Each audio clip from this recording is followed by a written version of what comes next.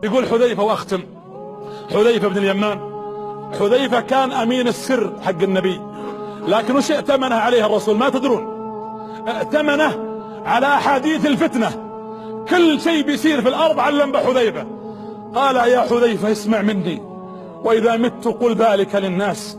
لذلك تجدون في البخاري وفي مسلم في كل كتب الحديث اغلب من يروي احاديث الفتن هو حذيفة. قال فلما مات النبي عليه الصلاة والسلام وفي خلافة عمر جمعنا عمر وقال يا حذيفة حدثنا بما كان يستأمنك رسول الله عن الفتن في آخر الزمان. يقول فقلت له فتنة الرجل في بيته، فتنة الرجل في أهله. عندنا فتن تفتنك حرمتك، يفتنك ولدك، يفتنك المال والبنون، وذكر الله إنما أموالكم وأولادكم فتنة.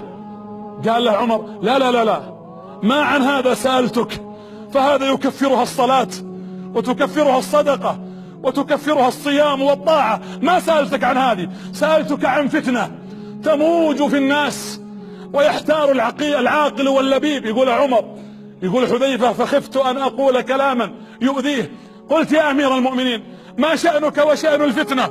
يعني وش تبغى بالفتنة؟ أنت تموت قبلها. شلون تموت قبلها؟ يقول عمر رضي الله عنه فالتفت إليه قلت ماذا قلت؟ قلت يا أمير المؤمنين ما شأنك وشأن الفتنة؟ إن بينك وبينها بابا مسدودا.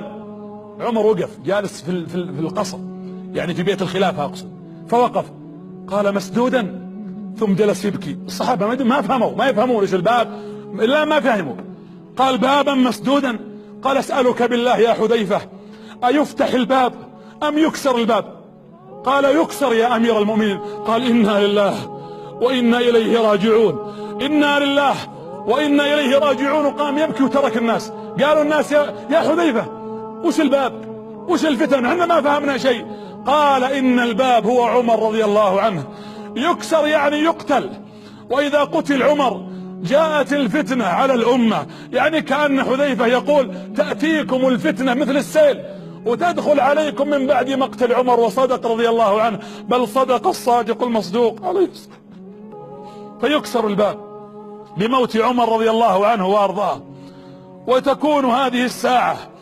ولذلك أنت حامي يا عمر، في حياتك كنت تحمي الأمة من الفتن. أسألكم بالله من منا يستطيع يكون باب يحمي فتنة عن نفسه، عن جوالك، عن بنتك؟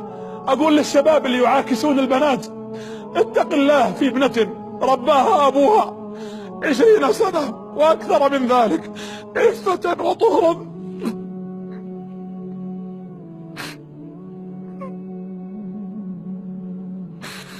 ثم تكسر باب فتنة على هذه المسكينة وعلى هذا البيت بنزعة شيطانية.